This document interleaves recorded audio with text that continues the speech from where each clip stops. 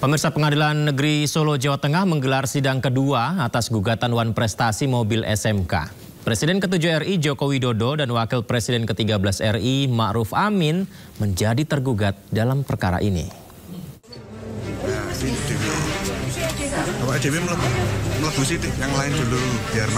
Pengadilan Negeri Solo kembali menggelar sidang atas gugatan Wan Prestasi mobil SMK Kamis pagi.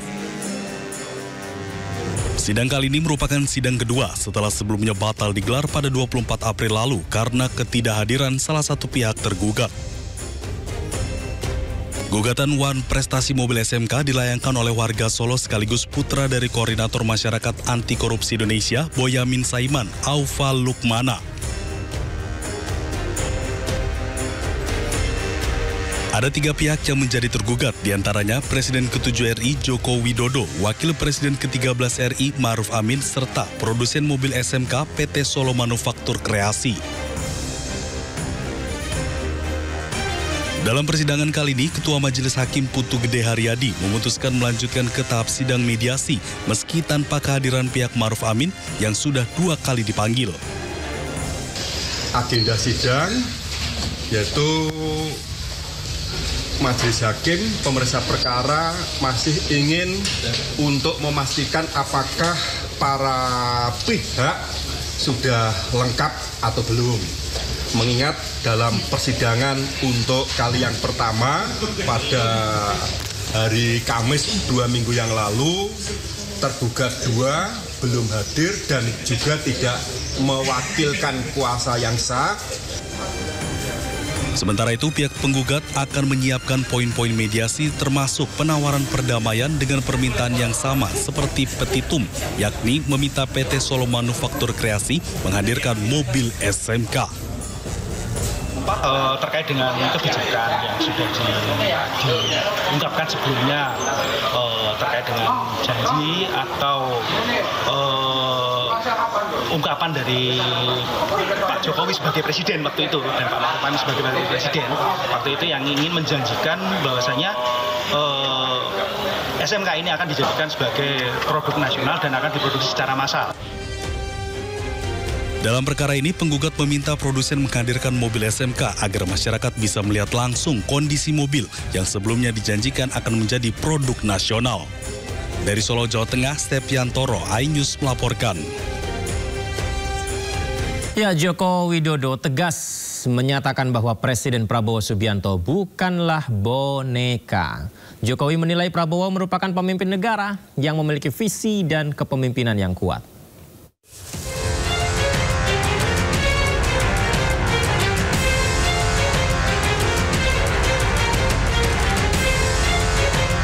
Presiden ke-7 RI Joko Widodo menanggapi adanya tudingan Prabowo Subianto sebagai presiden boneka.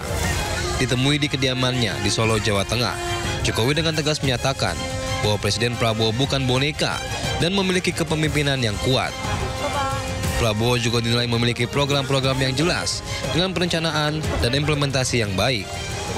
Tidak ada, tidak ada. Karena yang saya lihat kepemimpinan Pak Prabowo ini kepemimpinan yang kuat. Beliau memiliki visi yang kuat, memiliki leadership yang kuat, program-programnya juga jelas, step-step perencanaan diimplementasi juga baik. Ya, ada bahwa berkomunikasi beliau dengan mantan presiden dan juga tidak hanya dengan saya, dengan Ibu Megawati, dengan Pak SBY kan juga berkomunikasi. Bantahan tudingan Presiden boneka juga dinyatakan langsung oleh Prabowo Subianto. Di depan jajaran Kabinet Merah Putih, Prabowo menekankan bahwa konsultasi dengan kepala negara terdahulu ia lakukan untuk meminta saran dan pendapat. Tidak hanya dengan Jokowi, Prabowo juga menegaskan sikap serupa dengan presiden terdahulu lainnya, mulai dari Presiden ke-6 RI Susilo Bambang Yudhoyono hingga Presiden ke-5 RI Megawati Soekarno Putri. Saya dibilang Presiden boneka, saya dikendalikan oleh Pak Jokowi. Iya kan? Seolah Pak Jokowi tiap malam telepon saya. Saya katakan itu tidak benar. Bahwa kita konsultasi, ya itu seorang pemimpin yang bijak. Ya kan, konsultasi, minta pendapat, minta saran. Beliau 10 tahun berkuasa. Saya menghadap beliau, nggak ada masalah. Saya menghadap Pak SBY, tidak ada masalah. Saya menghadap Ibu Mega.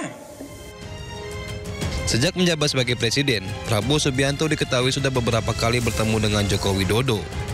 Selain itu, Prabowo juga sempat bersilaturahmi ke kediaman Megawati Soekarno Putri di Tugu Umar, Jakarta. Tim Liputan iNews melaporkan. Penyelidikan kasus dugaan ijazah palsu Presiden RI ke-7 Joko Widodo sudah berjalan 90%.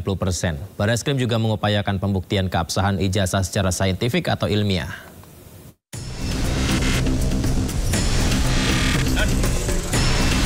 Direktur Tindak Pidana Umum Barreskrim Polri, Brigjen Pol Juhandani Raharjo Puro di Mapolresta Solo menyebut penyelidikan dilakukan usai adanya laporan dari Tim Pembela Ulama dan Aktivis atau TPUA yang diketuai oleh Egy Sujana.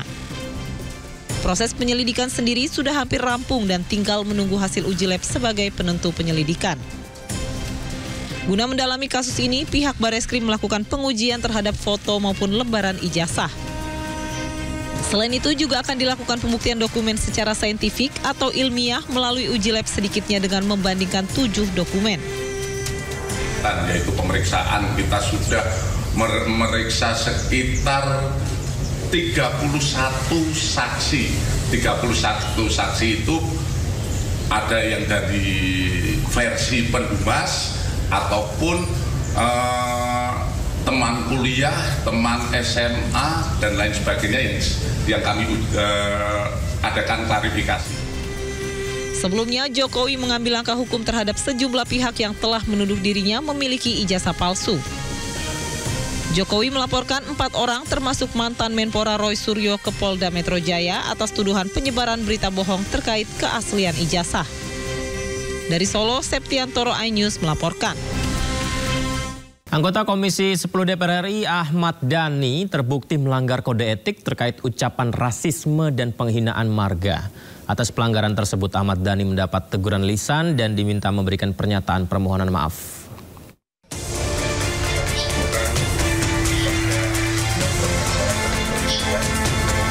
Sidang pelanggaran kode etik terhadap Ahmad Dhani digelar oleh Mahkamah Kehormatan Dewan DPR RI Rabu kemarin. Hasilnya, Ahmad Dhani terbukti melanggar kode etik mengenai pernyataan seksisnya saat rapat naturalisasi bersama Kemenpora dan penghinaan marga. Saya sebagai anggota DPR RI dari fraksi Gerindra ingin mengucapkan permintaan maaf kepada semua pihak, khususnya yang melaporkan soal hal-hal yang sudah dilaporkan.